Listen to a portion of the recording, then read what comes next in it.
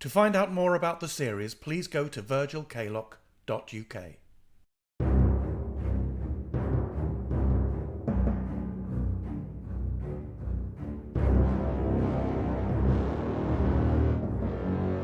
The Strange Tales of Virgil Kaylock. Wormwood.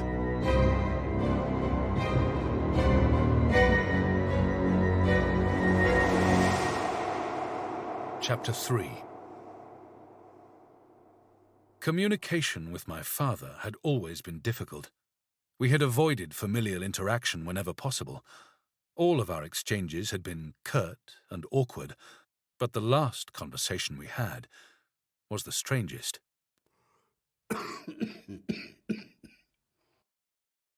Don't you have something better to do? If you would rather be left alone. Can I get you anything? Water? Beth has made some soup, I think. No, nothing. She wants the vicar here over my dead body. Face the truth. Face the facts. All the rest is nonsense. What is nonsense? Vicars, all that. Angels and demons, the end of the world. Coming of the Lord. That's the gist of all religions, isn't it? People need to believe in something. I don't. You won't find anything there but madness. Madness! I watched her sometimes. Your mother talking to it. And you saw him? Of course not. It was in her head. She was insane, talking to the air. Did you ever hear what she said to it? She only ever had one thing on her mind. What was it? You. Me? Aureum unum de sacris clavum. What does it mean? It means she was quite mad. A mind untethered, king of the crows, lord of destruction. The thing was more real to her than I was. Up was down, in was out, black was white. She once told me I was not your father at all. Then who was? It! The thing! Malphas! Oh my God. As the years have passed, I sometimes wonder if she was right.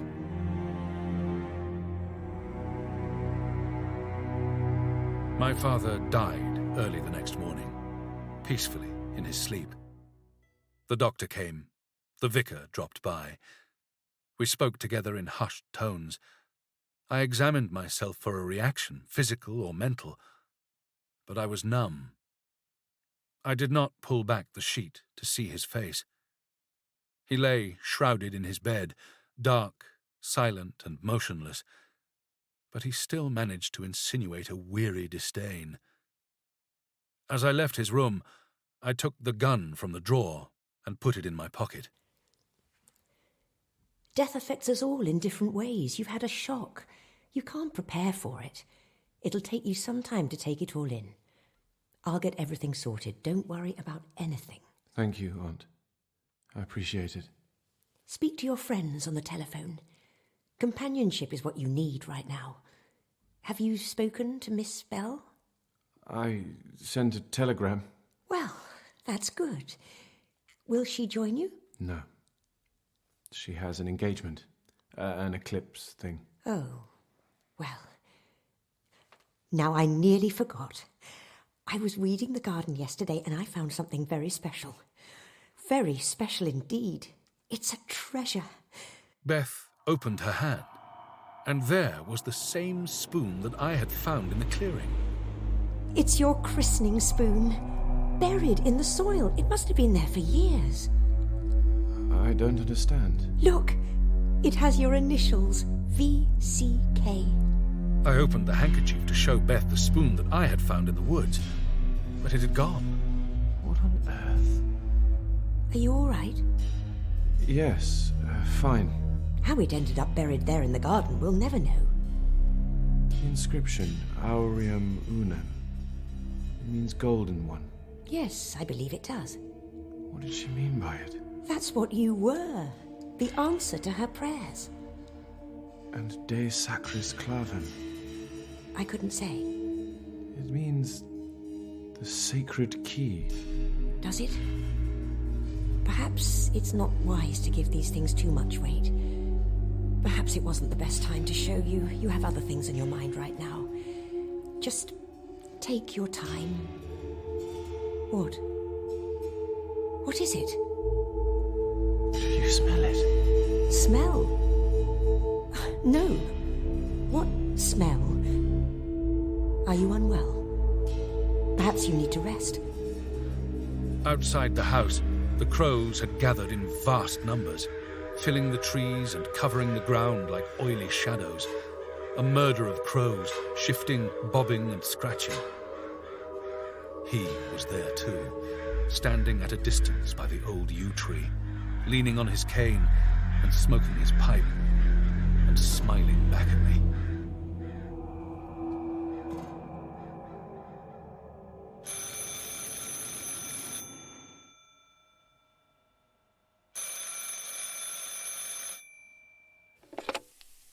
Hello? Hello, Virgil. I'm so sorry about your father. Thank you. Do you want to come and meet me? I'm here. Here? In Windermere, you're here? Yes, just arrived. Why? I'm at the Lakeside Hotel. Can you come?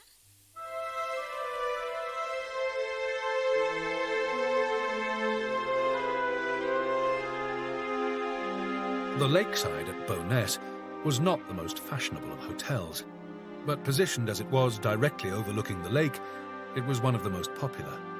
I knew it well, though I had rarely been inside. Dorothy was sitting at a table by the window when I entered. How are you? Aren't you supposed to be with your friends? Today's the eclipse. You're missing out. No, change of plan. I've ordered tea. Do you want some? Thanks. Something to eat? They do a Scotch egg. No, thank you. We're the only ones here. The place is completely empty. I should travel out of season more often. You get the best rooms. You going to sit down? Wordsworth stayed here, apparently. But that could be just what they tell the tourists. I mean, why would he stay in a hotel? He had a house somewhere around here, didn't he? He did, yes. I really am sorry about your father. Thank you. Are you all right? Fine. How are you? I want you to know that I'm not here to, I'm not here in any romantic capacity or anything, if you know what I mean. Right. I don't want you to think... I want to be clear about that. We've moved on. Agreed? Then why are you here? Sure you're not hungry? Quite sure. You look exhausted. I am. Sleeping? No. So, have you seen him? Your imaginary friend? All the time. Actually, I think I may be losing my mind. It had occurred to me. I found your book. What? The Pseudo-Monarchia Daemonum. Yes, I told them I was doing research for the paper, and you're right, Mr. Chidlow does like me. Have you got it? No, I haven't. Horrible thing. I didn't want to touch it. You haven't got it? They wouldn't let me take it away. It's ancient. Damn it! I had to copy it out. Oh. How do you even know about it? It's my job. What did you find? Nothing about Mr. Greenhill, but I did find this. Listen, here it is. There is one that bringeth destruction to the desires, thoughts, and accomplishments of those that meet with him. Well, that sounds about right, doesn't it? Of 72 spirits that fell from grace, he is the 39th. He is a powerful demon and a great emissary of hell. Let me see. Wait. He is the deceiver. He cometh shaped like a crow, but being clothed with human image, he speaketh like a man. He is called Malthus, King of Crows. Oh my God. Here is one that will bring a soul to calamity, lay waste to the earth, and open the gates of all evil. And then, rather usefully, it says, avoid him. I can't avoid him. He's everywhere. So this is all making sense to you? Yes, it is. And is he bringing calamity to your soul? It would seem so. You look terrible. You're too thin and you're actually shaking. As a child, I invented things. I made up stories. Well, all children do that. My father disapproved. He had no liking for children, but there was someone who did listen. Someone with whom I could share my adventures, my successes and failures. He was patient. He didn't shout. He made me laugh. His name was Mr. Greenhill. It's quite normal for a child to invent things. As I grew up, he appeared less and less, and after a while he was nothing more than a childhood fantasy. I didn't expect to see him again. You're under a good deal of stress, Virgil. I'm not imagining it. Virgil. Malphas is real. You don't believe me. I didn't say that. I'm telling you the truth. Who else has seen him? No one? Could I see him? Probably not. Do you see him now? After everything we've been through, you still don't I trust me. think you're mourning the death of your father. I'm not lying, and I'm not insane. What do you want me to say? How can I know? You're the only one who can see him. You are upset. You're stricken with grief. You're not thinking clearly. Virgil, well, where are you going? I need some air. St. Barnabas was a lonely church, incongruous and isolated in a field beyond the town. An unexceptional building with proportions that were more that of a chapel than a church. It was constructed of dark slate and limestone and surrounded by a ring of ancient yew trees. The graveyard had been neglected, and the grass grew high and ivy coiled about the gravestones. My mother lay at the edge of the churchyard, a simple stone on an untended plot. I now understood why she had been buried there. It wasn't a memorial. It was a place to be forgotten. Rachel Jane Kaylock, née Williams. 28. She was so young. Just a year older than me. I can't imagine what she must have gone through. Abandoned by her family. Abandoned by God. What do you mean, abandoned? She was locked up in an asylum. What? They said she was insane. Insane? She was seeing things, talking to spirits, talking to a figure who was not there. A small man with a pale face in a green suit. Malphas. God.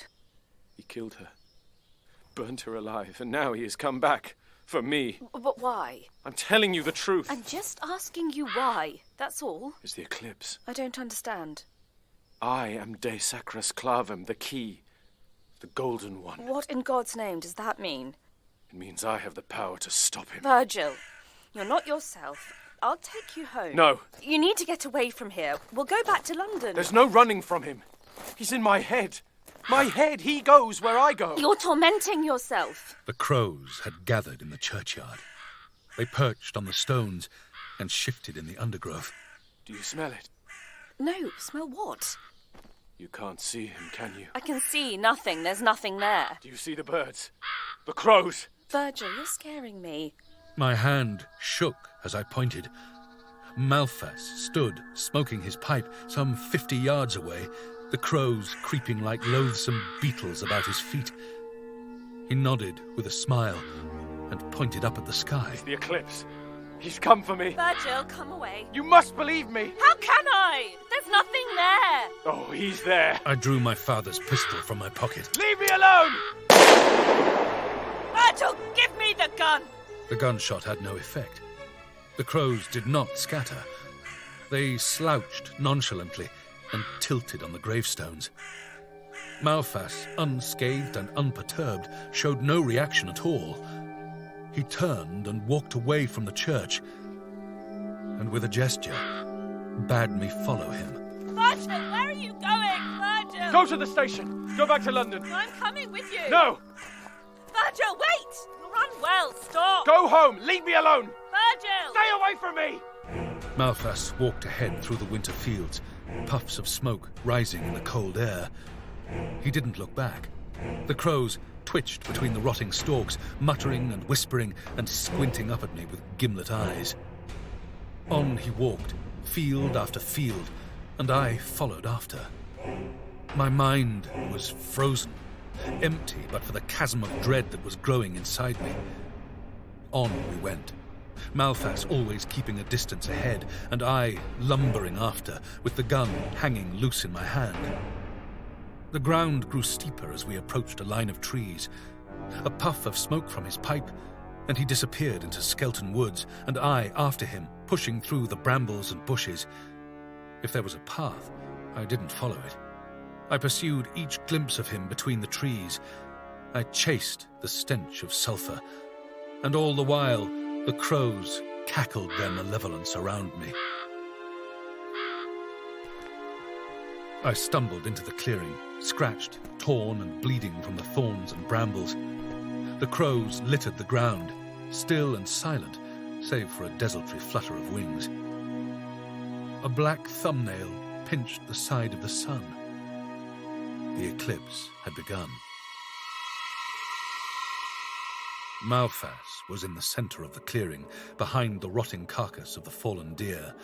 He stood with his hands behind his back, rocking on his heels, beaming like a kindly uncle.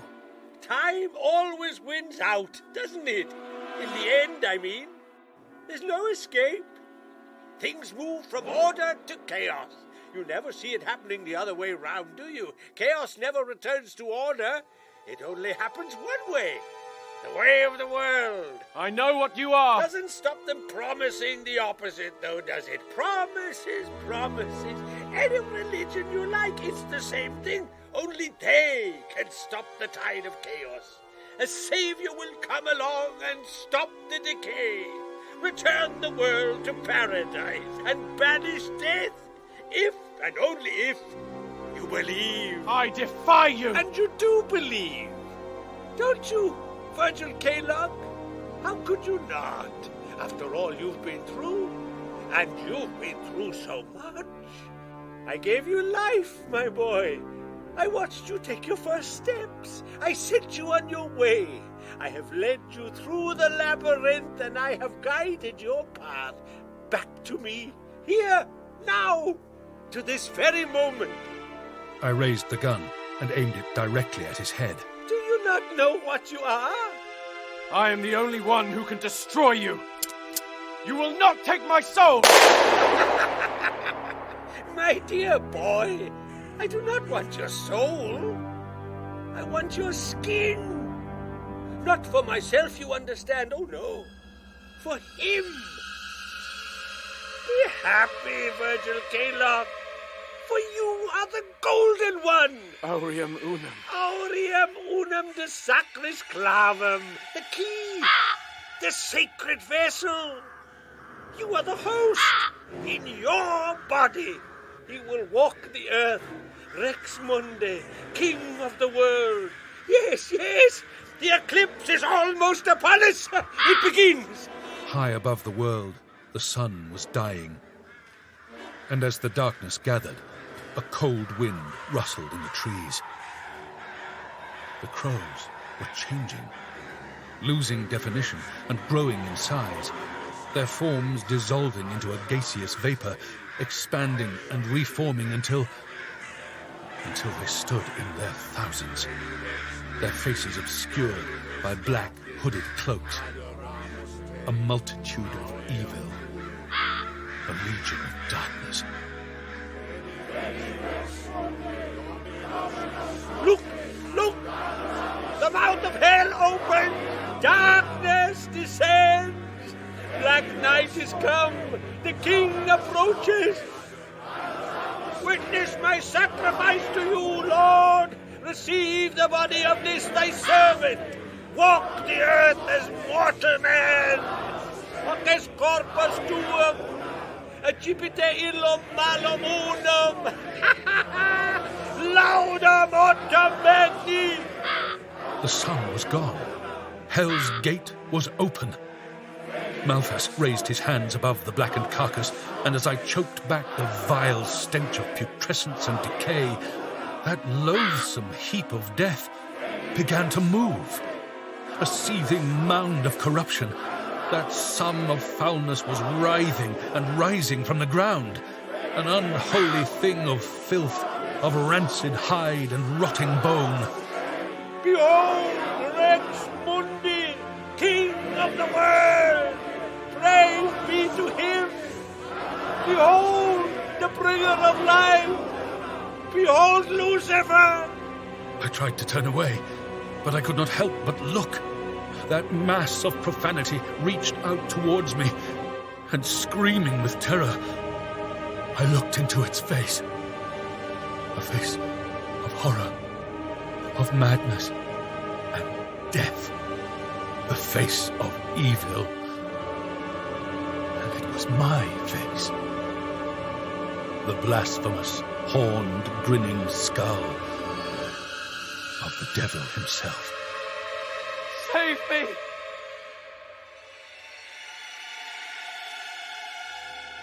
Despair, like a numbing coldness, coursed through me. I had no energy to move. The shadows closed in. I could do no more. I dropped to my knees and put the gun to my head.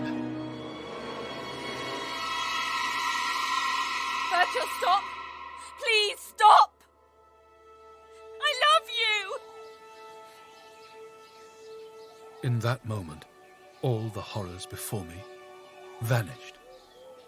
The diabolic clamour ceased in an instant. The chaos was gone. It was over. The eclipse had passed, and I was nothing more than a broken man, kneeling alone in an empty clearing, holding a gun to his head. Virgil! Please, for my sake, put the gun down. Dorothy? Oh, my poor boy. Forgive me. It's over now. I love you. Do you understand, Virgil? I love you. And with those words, the world was transformed. In that miracle, all evil was vanquished, and hope was reborn. Life was again worth living.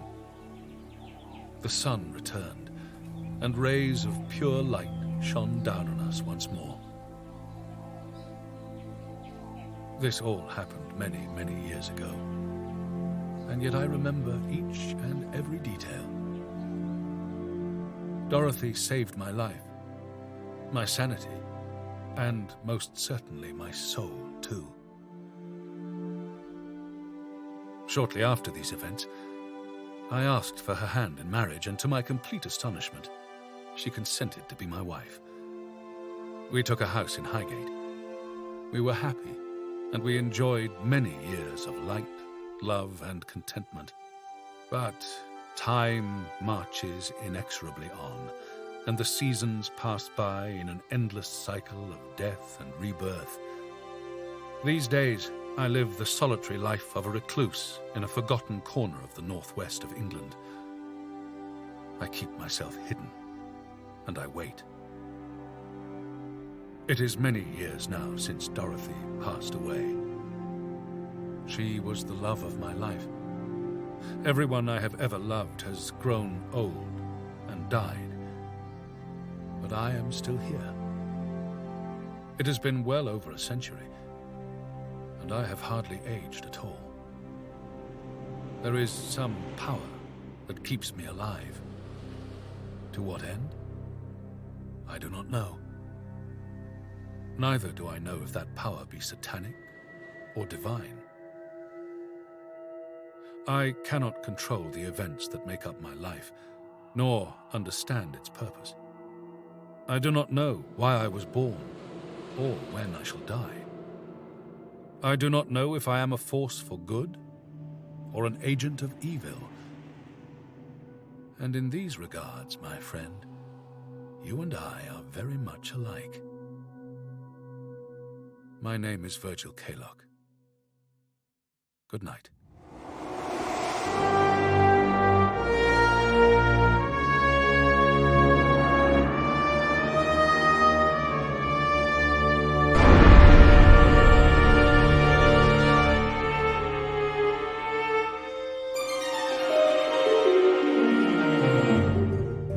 In Wormwood, Chapter 3, by John Ram, Virgil Kaylock was played by Nicholas Bolton.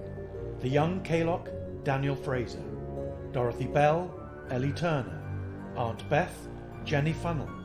Gordon Kaylock, Sam Dale. And the part of Mr. Greenhill was played by Gary Lilber. The music was composed and performed by Neil Brand. The Strange Tales of Virgil Kaylock is supported using public funding by the National Lottery through Arts Council England. It is produced by Richard Varman, Martin Malone and John Ram. It is a Kaylock production.